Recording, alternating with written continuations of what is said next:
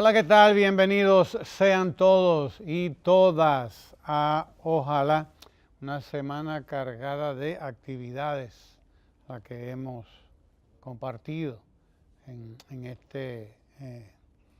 estos últimos días. Semanas de actividades, de fortalecimiento de políticas públicas fundamentales como la educación. Educación gratis para todo el mundo, educación gratis para todos los pobres, educación buena, no educación mala, ¿no? La que teníamos, que era de 2 horas, y eso hay que recordarlo mucho, muchas veces hay que recordarlo. 2 horas, 2 horas y media, y había escuelas, bueno, que eran la excepción e impartían 3 horas de clase. Pero esa era la excepción, ¿eh? 3 horas eran la excepción. Y desde luego estaba la educación privada y la semiprivada.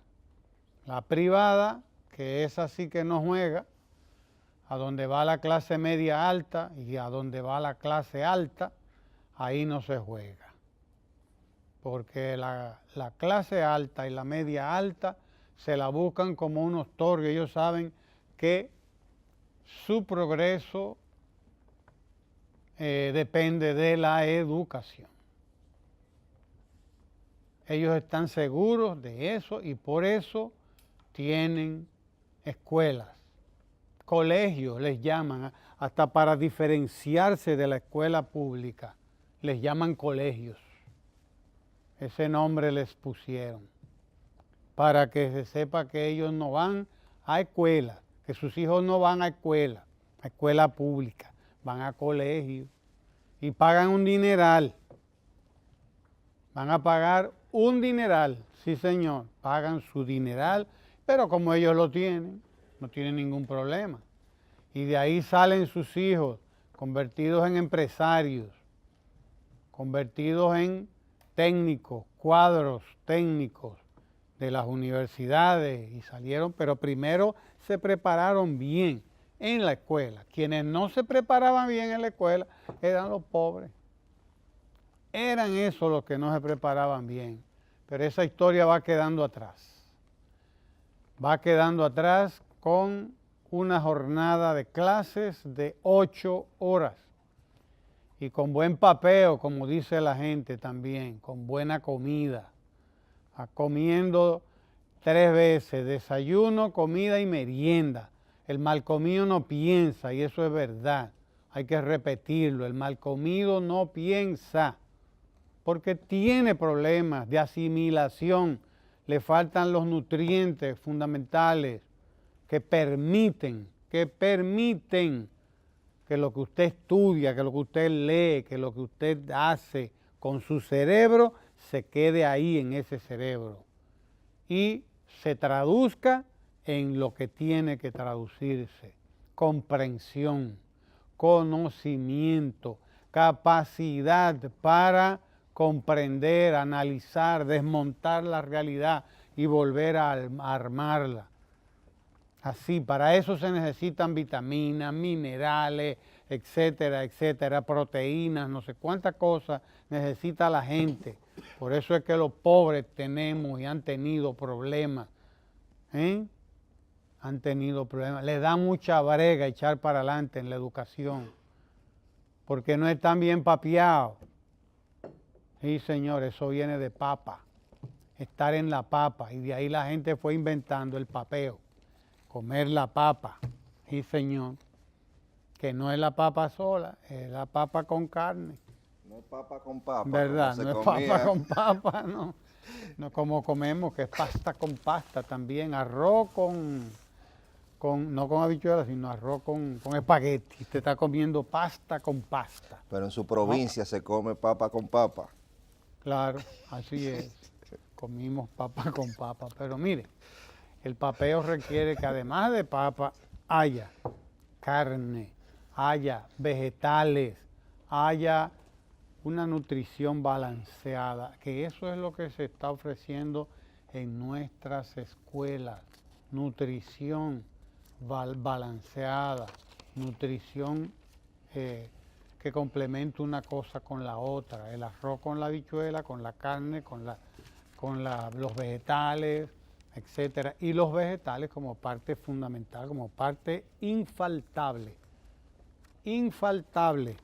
como la carne, infaltable en la dieta de los niños y de las niñas. Hoy tenemos una escuela que está aportando lo que tiene que aportar. Y eso se debe a una visión de Estado y de gobierno que además de eso es liberadora. Es liberadora porque se establece un compromiso con cuestiones fundamentales del ser humano. La buena alimentación va pareja con la buena educación, o como usted quiera, la buena educación tiene que ir pareja con la buena alimentación. Y de paso, pues en las escuelas se ha estado haciendo un trabajo para revisarle la visión a los muchachos y ver cuáles tienen estrabismo, cuáles tienen problemas de hipermetropía, cuáles tienen problemas de la naturaleza que sea,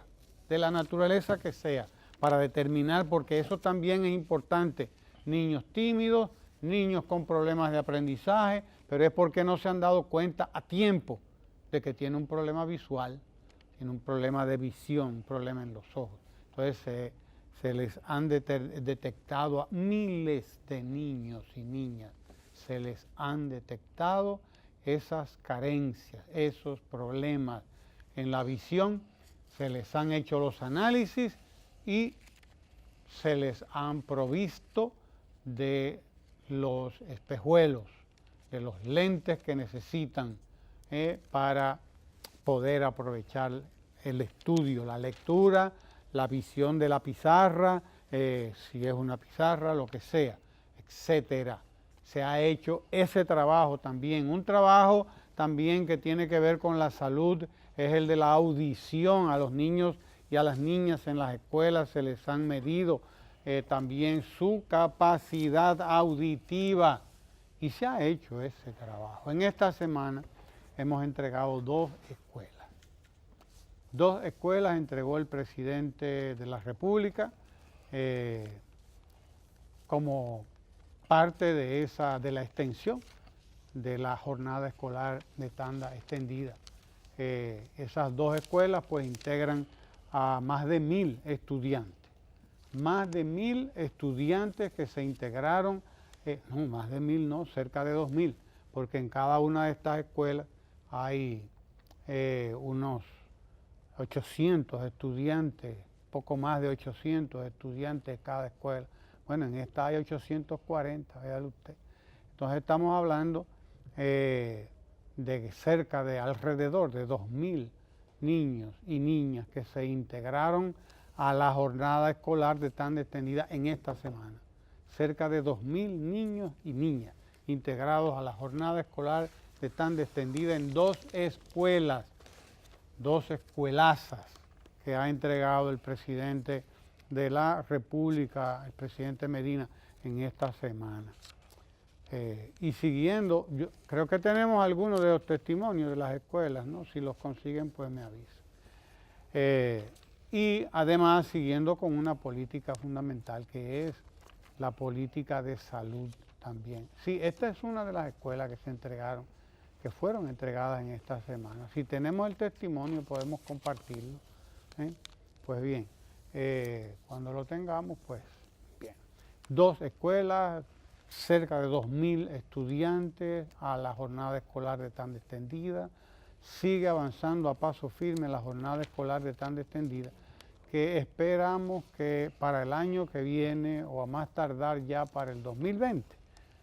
Para el 2020 pues tengamos toda la escuela dominicana en jornada escolar de tanda extendida, toda la escuela dominicana recibiendo desayuno, comida y merienda, y toda la escuela dominicana lista, dispuesta para producir, para entregar a la sociedad un ser humano, un dominicano y una dominicana nuevos, dominicanas y dominicanos nuevos, fruto de esa jornada escolar de tanda extendida, con más salud en todos los sentidos y con mayor y mejor preparación. Que se alisten los maestros malos, porque lo que va por ahí no es cualquier cosa. Ahora tenemos que trabajar, o mejor dicho, continuar trabajando con maestros y maestras.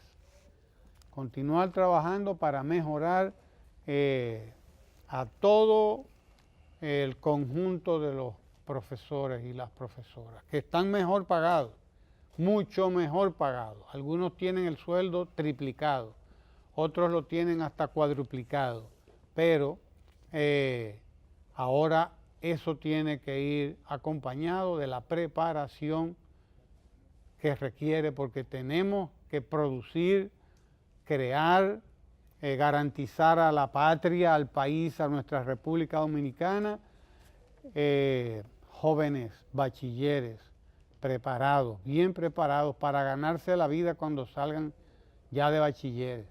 Pero además, si necesitan, si desean, si deciden seguir la universidad, también preparados, idóneos ya, listos para entrarle además a cualquier cosa que se le ponga por delante, porque ese es el papel de la educación.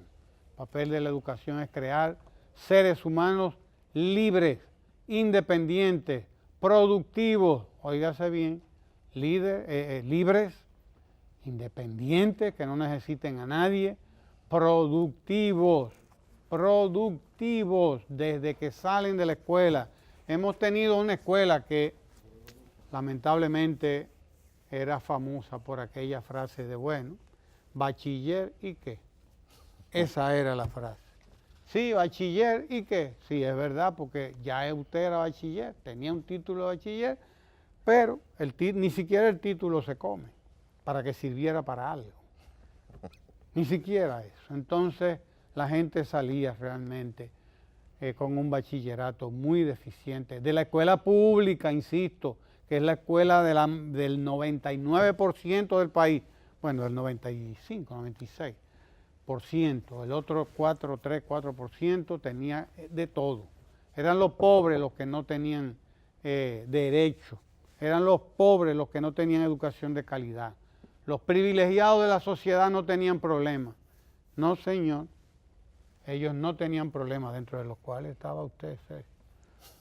Esos no tenían problemas, pero desde luego nosotros ya somos de la clase media. Una clase media que con mucho sacrificio se podía pagar una escuela de jornada escolar de tan extendida, que empezaba a las 7:30 de la mañana, empezaban ustedes, y todavía a las 2 de la tarde estaban dando carpeta ahí desde las 7:30 de la mañana, y después seguían de aire hasta las 3, las 4, las 5 con el deporte. Oiga usted, seguían de aire con el deporte. Entonces era jornada escolar de tan extendida, claro, porque toda la academia en la mañana hasta las 2 de a 1:30, a las 2, y de ahí en adelante venía la parte no convencional de la academia, que son los deportes. Eran los deportes, eran las artes, era el baile, era esto. Entonces ustedes salían preparados como Dios manda, pero eso no lo aportaba la escuela dominicana. Ahora sí. Ahora sí lo está aportando la escuela dominicana. El presidente entregó en esta semana 2 buenas escuelas, muy buenas escuelas. Bueno, tenemos problemas de audio, pero bueno, con las imágenes ustedes lo han visto ahí en lo que hemos estado hablando. Otras cosas que compartir, la presencia del presidente ayer en la ciudad de Juan Bosch. El presidente estuvo ayer en la ciudad de Juan Bosch, claro que sí, y allí estuvo junto con los constructores privados de un conjunto de edificaciones que se llama Flor no sé cuánto, flor de azabache, flor de no recuerdo, pero ahí estuvo un complejo de 28 edificios, sí señor, mírenlo ahí, no tiene audio, tenemos problemas con el audio, ahí está, Flor de Azahar, sí, o Flor de Azahar, Flor Azahar, ellos juntaron las dos palabras y formaron Flor Azahar. Esos son un conjunto de 28 edificios de 4 niveles cada uno, Entonces usted puede calcular cuántas habitaciones tiene, o mejor dicho, cuántos apartamentos. 254. 254 apartamentos. Es decir, que la ciudad Juan Bosch avanza a paso de vencedores, como decían antes, ¿verdad? Esa se hizo famosa también. Paso de vencedores. Avanza la ciudad Juan Bosch. El presidente, una de sus políticas importantes es la política de vivienda. Política de vivienda. El empeño del presidente por garantizar que la clase media de la República Dominicana tenga acceso a una vivienda. Sí, señor. Empleados públicos, sobre todo, y privados, obreros, trabajadores, que ganen 20,000 pesos. ¿Cómo se topan? ¿Cómo se topa ganando 20,000 o 30,000 pesos con un apartamento? Solamente en una iniciativa como Ciudad Juan Bosch. Solamente, no hay otra manera. Solamente en una iniciativa como Ciudad Juan Bosch y ese tipo de política que ha puesto en marcha el presidente Medina para garantizar que la clase media dominicana pueda tener acceso a una vivienda digna. 28 edificios de 4 niveles, 250 y tantos apartamentos, que no es cualquier cosa. No es cualquier cosa. Tenemos el testimonio para compartirlo. Bien. La escuela de Villamella, hasta un logro grande. Centro educativo nivel primario, el Otilio Polanco Soto. Ese fue uno de las escuelas entregadas en esta semana, ahí en Villamella. Si vamos a compartir el testimonio, adelante, señor director. Don Anastasio, el papá de todos aquí. Yo llego a las 6 de la mañana, lo primero que van llegando los niños, los voy poniendo en olla. Generalmente él y yo entramos los niños, entramos los pequeños primero. Me siento complacido con mi escuela, con mis directores, con mis profesores y con el presidente Danilo por esta obra tan anhelada que estábamos esperando y hoy se ha hecho realidad.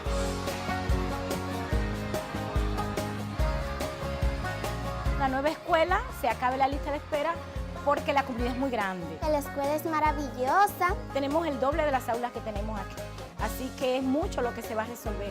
Y esa está la atendida que tanto estaban esperando, porque las madres trabajan y se sienten contentas cuando salen a trabajar, que llegan a las 4 de la tarde y tienen sus cosas preparadas, sus niños preparados. Vamos a la nueva escuela, nosotros debemos cuidarla y protegerla. La escuela hoy viene a resolver una gran problemática de años en esta comunidad.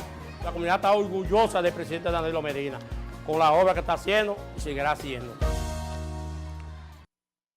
Sí, señor, esa fue la Otilio Polanco Soto, que se entregó en Villamella. Por cierto que Villamella es parte del Gran Santo Domingo y es uno de los distritos o de los municipios que más población va teniendo ya en tanda extendida, más del 50%. Claro, Santo Domingo Este está muy por delante porque Santo Domingo Este está más del 60%. Creo que ya ronda el 70% de la población estudiantil en jornada escolar de tanda extendida. Tenemos que todavía seguir arreando la mula para llegar el año que viene o a más tardar en el 2020 a toda escuela, a toda la educación, la jornada escolar extendida. Y repito, la presencia del presidente ayer en Ciudad Juan Bosch, inaugurando un proyecto de más de 250 apartamentos para la clase media en la República Dominicana y hasta no de la República Dominicana nada más, porque ya ahí hay cientos de dominicanos que residían en Estados Unidos. Hay una cantidad importante de dominicanos y dominicanas que han vivido su vida productiva en Estados Unidos y que han comprado ahí en Ciudad Juan Bosch y se han retirado, ahí están y hay que oír los testimonios que ellos dan de eso. Ya en su momento pues hablaremos también de eso. Adelante, don Sergio. Sí, mire, no hay una cosa que el ser humano valore más que su espacio vital. Y el plan de vivienda digna y la concretización del derecho al acceso a la vivienda termina siendo una reivindicación social para una población como la dominicana que fue desarraigada. La población dominicana creció a nivel urbano a partir del año 1980. En ese año o a partir de ese año la población urbana fue mayor que la ciudad, pero fue un crecimiento no planificado, fue un desplazamiento forzoso porque el campo había sido abandonado. Una migración. Sí, una migración pero forzosa porque fue por razones económicas. Hay que recordar lo débil, lo ineficiente que fue la reforma agraria que llevó el doctor Joaquín Balaguer, donde se dieron títulos, muchos de ellos provisionales, algunos definitivos, y donde no se consolidaban los asentamientos campesinos. O sea, no se dotaban a los campesinos como productores de todas las herramientas que le permitiera colocar su producción en el mercado y hacerlos rentables. Ese abandono del campo generó un flujo masivo a la ciudad. Ese flujo masivo a la ciudad generó barrios marginados y muchos dominicanos, como usted señalaba, se fueron para el exterior, pero fueron también desarraigados. Vivían en Estados Unidos, pero mentira, nada más era su cuerpo que estaba allá. Su alma y su espíritu estaban en República Dominicana, por eso usted se da cuenta de la gran incidencia que todavía tienen las remesas en República Dominicana.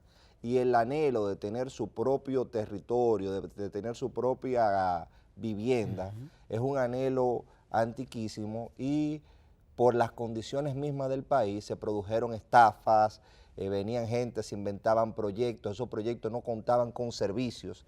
Y yo creo que el gran palo que ha dado Ciudad Juan Bosch es la alianza público-privada. Primero, esa alianza dotó a ese proyecto de una infraestructura pública.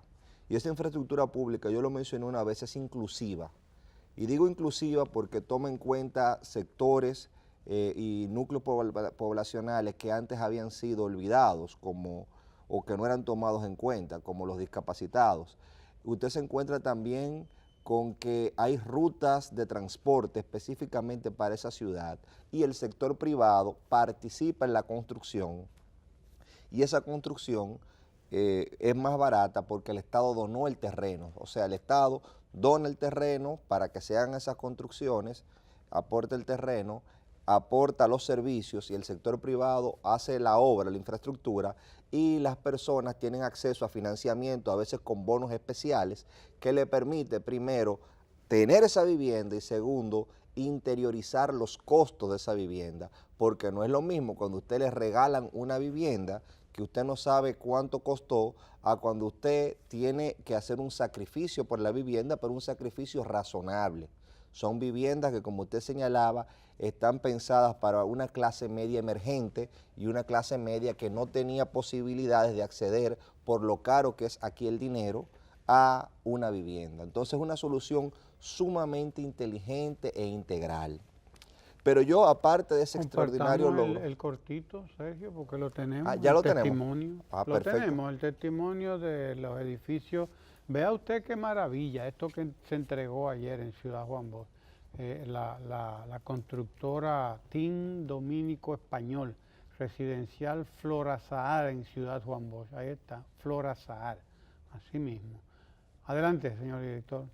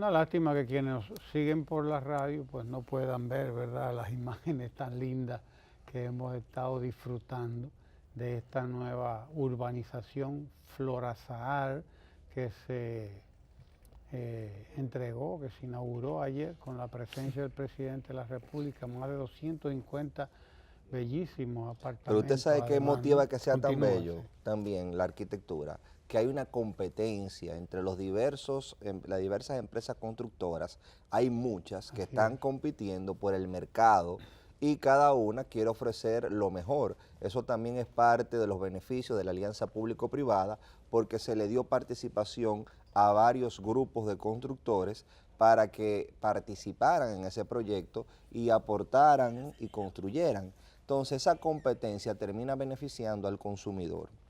Yo quería, aparte de este tema, yo quería compartir un tema que es resaltado en editorial de uno de los periódicos nacionales y que a mí particularmente me llama y me preocupa mucho. Yo lo he abordado antes. El tema tiene que ver con la escogencia de los jueces al Tribunal Constitucional. Cuando se habla de esa escogencia a los jueces del Tribunal Constitucional, usted se encuentra con sectores que comienzan a querer condicionar cuál es el perfil que deben de tener los jueces del Tribunal Constitucional. Y ese condicionamiento, y digo condicionamiento porque no es que están exigiendo que se cumplan los requisitos de la ley, sino que están exigiendo condiciones que no tienen nada que ver con los requisitos que exige la ley, con los requisitos que exige nuestra Constitución, y son condiciones que benefician al final a grupos particulares. ¿Y por qué puede ser trascendente la escogencia de los jueces del Tribunal Constitucional? Primero que nada, por la función que tienen los jueces del Tribunal Constitucional. El Tribunal Constitucional es una figura que se crea a partir de la Constitución del año 2010. Es un poder que está fuera de la división tradicional de los poderes del Estado, entiéndase, poder ejecutivo, poder legislativo y poder judicial. El Tribunal Constitucional no está en el poder judicial, es otro poder que procura garantizar la supremacía de la Constitución. Entonces, ¿cuál es la característica que tiene un juez constitucional que no tiene un juez ordinario? Es sencilla. El juez constitucional va a hacer una interpretación de derechos políticos. Esa interpretación de derechos políticos conlleva una matriz filosófica. ¿Por qué una matriz filosófica? Porque la ley es lo que está establecido por el legislador y le dice a usted, mire, esto es así. Pero la Constitución es un límite a quienes crean la ley, es un límite al mismo legislador, o sea, es una norma que limita la producción de normas. Entonces, para que se entienda un poquito más o contextualizar el comentario, que yo sé que son temas a veces muy pesados, a mí me gustaría hacer el siguiente relato, que yo creo que puede ilustrar lo que pasa y lo que realmente me preocupa y debilita la democracia. Usted ponía ahorita, profesor, el ejemplo de una escuela y imaginémonos que hay una escuela en un lugar de cuyo nombre no quiero acordarme, un lugar X, y esa escuela en un lugar X se crea a partir de un gran desorden. La población que está ahí, los estudiantes que acuden no tienen los niveles previos, los profesores lo hacen y se crean en un desorden, entonces en medio de eso se hacen luchas y se crea más mal que bien una escuela. Resulta que esa escuela está pasando muchachos o pasando estudiantes con déficit. Entonces llega un nuevo profesor, producto de luchas y de reclamos, ese nuevo director comienza a modificar lo que hay en la escuela y resulta que viene arrastrando todos los problemas anteriores. Entonces usted puede ser muy buen profesor de español, pero si usted llega a hablarle a los muchachos de Calderón de la Barca, a hablarle del ingenioso Hidalgo Don Quijote de la Mancha, y esas personas no saben escribir siquiera, o escriben por favor con 5 faltas ortográficas, que usted sabe que se da, es difícil porque usted tiene que bajar el nivel. Entonces, en términos políticos, los políticos o el proceso político no tiene necesariamente que ver con el término partidos. Entonces al término político se le pegan todos los faos, como si los problemas de la escuela se hubiesen creado por ese profesor nuevo que llegó o por esos profesores que están tratando de reorganizar la escuela. Y usted se encuentra que el apelativo o la denominación de político es culpable de todo. Y la primera mala utilización del término tiene que ver con que político no solamente son los partidos. Usted en su casa, usted tiene una política y usted ejerce un rol político con sus hijos. Usted tiene una política, no me llegan después de tal hora. Eso es una política que usted está estableciendo. Usted con su amigo van a caminar, hay uno de los dos que tiene un rol de mando y obediencia y dice, el camino es por acá, y el otro lo sigue. Entonces, hemos visto muchas cosas de manera frecuente cómo la libertad de expresión y difusión del pensamiento termina por una cuestión ya no de compromiso con la información, sino de rentabilidad de la noticia, culpando a los políticos en sentido general de todo, pero los políticos partidarios. Entonces resulta que en la iglesia hay un rol político porque hay una persona que aglutina y da un sermón. En las escuelas hay un rol político y hay una jerarquía y hay un profesor, hay un grupo de estudiantes que están escuchando, porque si no hubiese un rol político de mando y obediencia, no se pudiera dar una clase, no se pudiera ir ni siquiera a un colmado con un amigo porque uno de los dos toma la decisión y persuade al otro. La política tiene que ver con influencia y persuasión. Entonces hago este marco conceptual porque varias organizaciones de la sociedad civil o de la denominada sociedad civil han comenzado a establecer que no puede haber políticos en el Tribunal Constitucional. Que mucho cuidado si hay un político en el Tribunal Constitucional porque va a contaminar todo. Y se cree que un juez es una persona apolítica. Primero, el juez, cualquiera que sea, juega un rol político también, no es partidario, pero sí político. Segundo, un juez no puede solucionar los problemas propiamente creados por el sistema político, porque el juez normal o ordinario se va por la ley ya establecida. El juez constitucional sí tiene que ser un juez con conocimientos políticos y con una posición política, porque esa posición política va a condicionar cómo se hacen las normas, cómo se interpreta lo macro. Por ejemplo, el tema del aborto no es un tema legal, es un tema político, pero político filosófico. No político en el sentido partidario que usted ve que habla por ahí, sino político en el sentido de filosofía política, de gobierno de la polis. Entonces, el criterio que tenga un juez sobre el aborto, sobre la pobreza, sobre la educación. Hay personas que me están diciendo a mí, por ejemplo, que la jornada de tanda escolar extendida es un gasto sumamente alto e insostenible. Es un gasto, ¿por qué? Porque su concepción política ve al Estado como una empresa y no ve como una organización que vela por el bienestar de todos. Entonces, la concepción política que usted tenga del Estado va a influenciar de una u otra manera en la calidad de vida de la gente. Y resulta que la gente es quien escoge a los representantes o a sus representantes que van a tomar las decisiones por ellos. Entonces, si en un momento determinado un órgano como el Consejo Nacional de la Magistratura, cuya única limitación es la que dice la Constitución y la ley, toma un criterio en base a su concepción política, usted no puede pretender imponerle su concepción empresarial. Entonces nosotros saludamos el editorial de uno de estos periódicos nacionales que por lo menos ante tantas voces que ya se están escuchando, queriendo imponer una posición que no es la legal ni es la constitucional, está llamando la atención, ojo, el juez constitucional es un juez político, porque toma decisiones políticas. Estamos hablando no de una alta corte, sino de la corte que controla las demás cortes. Entonces yo quería hacer esa acotación y quería hacer esa aclaración porque resulta muchas veces que uno comienza a leer el periódico y uno termina creyendo que todos los problemas son creados por unos individuos que son los políticos y que hay que buscar otras personas que supuestamente no son políticas, que son neutrales, que están al margen de la sociedad, que son los impolutos. Y resulta que no es así. todos los que vivimos en la sociedad somos políticos, hay algunos que son políticos partidarios y hay otros que no. Entonces, esa distinción yo quería hacerla en momentos en que se está escogiendo jueces o se van a escoger los jueces que van a llenar las vacantes del Tribunal Constitucional.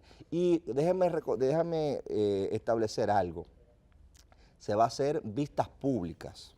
Se hizo un proceso de selección donde todo el mundo podía posicionar y podía proponer candidatos. Esa preselección pasaba por un filtro de ver quiénes cumplían o no cumplían con la ley, y se van inclusive a televisar las intervenciones, porque el Consejo Nacional de la Magistratura, que encabeza el presidente de la República, en función de lo que dice la Constitución, pero que cuenta con la representación inclusive de quien ocupa actualmente la presidencia del Partido Revolucionario Moderno como uno de los representantes del Senado, que incluye, por ejemplo, el Procurador General de la República, al presidente de la Suprema Corte de Justicia, a un juez de la Suprema Corte de Justicia, al presidente de la Cámara de Diputados, a una diputada de la oposición diferente a ese partido. O sea, estamos hablando de un órgano que debe representar las mayorías, pero que termina siendo inclusivo, porque por su conformación permite y establece la necesidad de que las otras fuerzas políticas estén presentes. Entonces, yo creo que es un proceso sumamente interesante y transparente, y no podemos caer en el juego de, antes de que se haga, comenzar a despotricarlo, como se quiso hacer con la escogencia por primera vez por concurso de los fiscales titulares de las diferentes provincias. República Dominicana, en la orden institucional, sigue avanzando. Yo creo que este tipo de manifestaciones, este tipo de actuaciones como la que se está llevando con el Consejo Nacional de la Magistratura, evidencia ese progreso que paulatinamente se ha venido dando en la República Dominicana. Usted quería... Lo que pasa es que hay gente que habla de los políticos, y quien habla de los políticos es un político. Ya, es un político o una política. Porque usted no puede hablar de la política sin ser un político o sin ser una política. Lo que pasa es que decía alguien, no recuerdo ahora quién es, que dice que el peor de los analfabetos es el analfabeto político. Sí, voy a buscarlo, esa frase por ahí, porque es una explicación interesante. El peor de los analfabetos es el analfabeto político, porque se cree que lo sabe todo, y cree que todo lo que sabe, y todo lo que tiene, y todo lo que vive, además, porque a veces viven muy bien, los apolíticos viven muy bien, déjeme decirle, primero porque están como inocentes de todo, independientes de todo. Sí, no se le pega nada de lo que pasa. No, ellos están, óigame, impolutos, están puros, son pues seres puros, se creen ellos que son seres puros. Se lo creen. Y ahí es donde está su problema, que se lo creen. Por eso es que son analfabetos políticos. Pero mire, ayer, quiero terminar la agenda de la semana, porque ayer hubo una reunión en la República Dominicana. 40 empresarios de la República Popular China están aquí en el país. Y se reunieron ayer con, no solamente se han reunido con funcionarios del Estado Dominicano, sino también con empresarios y empresarias con los cuales pues pensar y ir trabajando una agenda de inversiones en la República Dominicana. Una agenda de inversiones que abarca prácticamente todos los sectores. Todos los sectores abarca esa agenda. Así que es importante saber que estas personas están aquí, estos empresarios concretamente de una de las ciudades chinas. Que China es inmensa. No recuerdo ahora cuál es. China es un continente. 40 empresarios que están en la República Dominicana actualmente reuniéndose con diferentes sectores de la infraestructura, del turismo, etcétera, etcétera, etcétera. O sea, todos los sectores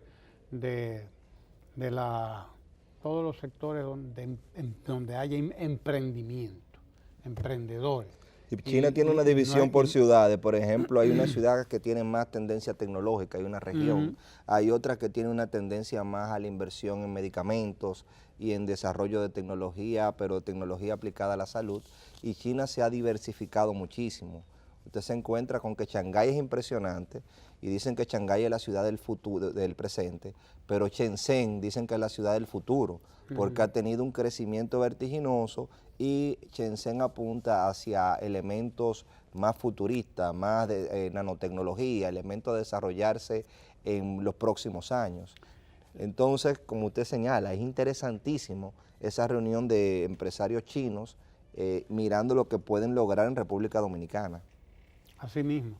Es decir, que los resultados de la visita de Estado del presidente Danilo Medina a la República Popular China, pues se estaban viendo antes de que se diera la visita, con la inversión en la República Dominicana de una planta procesadora de aluminio. Antes de las relaciones. Antes de que se diera se hiciera el anuncio del establecimiento de las relaciones comerciales, o más bien diplomáticas formales, entre China y República Dominicana, y ya se había instalado otra empresa de zona franca también,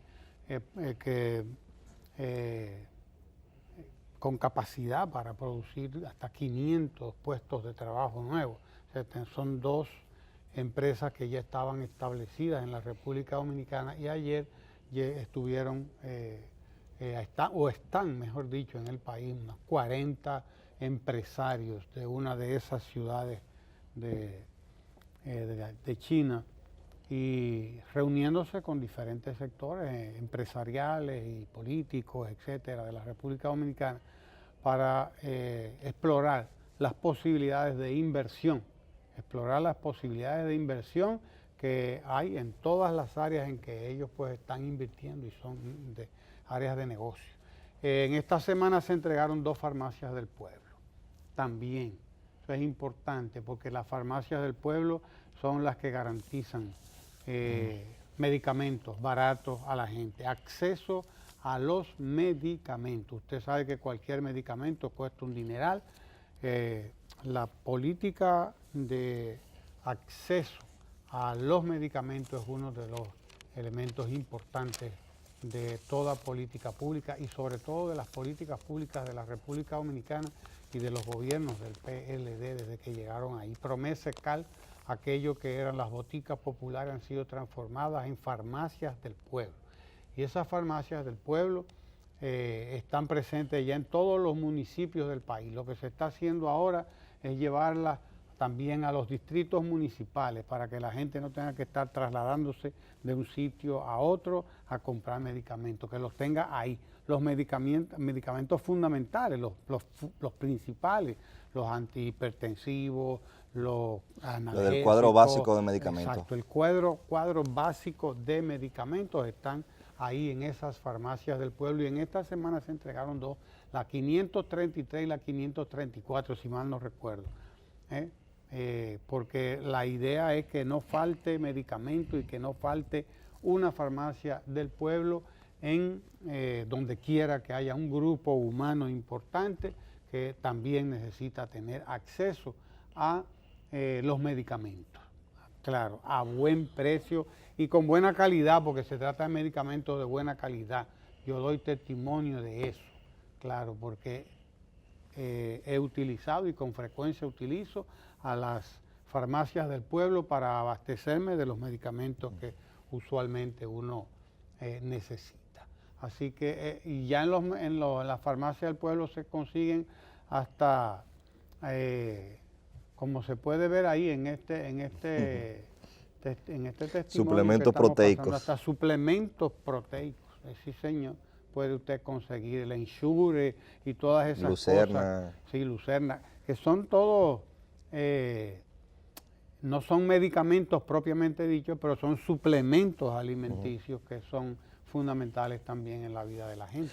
Sí. De manera que hasta eso lo encuentra usted en muchas de las farmacias del pueblo. Así que vaya, porque las va a conseguir a mucho mejor precio que en cualquier lugar, para que lo sepa.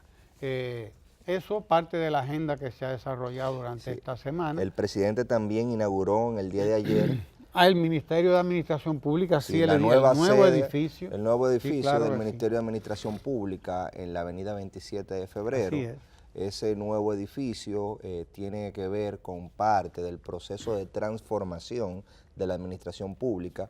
Yo hablaba ahorita del orden en términos institucionales. Hoy en día estamos cada vez más encaminados. Obviamente tenemos todavía dificultades, pero es imposible una transformación completa como si no hubiese existido nada, como tabla rasa. Eso es imposible, pero hoy en día tenemos una ley de función pública, tenemos reglamento de esa ley de función pública, tenemos una serie de normativas y ese Ministerio de Administración Pública tiene una nueva sede con todas las comodidades y facilidades que permitirá que los servidores del Estado cuenten con ese organismo, con ese ministerio para políticas públicas y se siga consolidando y profesionalizando lo que son los servidores del Estado. Pero obviamente, por mucho que se esté profesionalizando, tenemos que esta sociedad tuvo un déficit de educación por muchos años. Es ahora que tenemos una jornada escolar extendida. Décadas.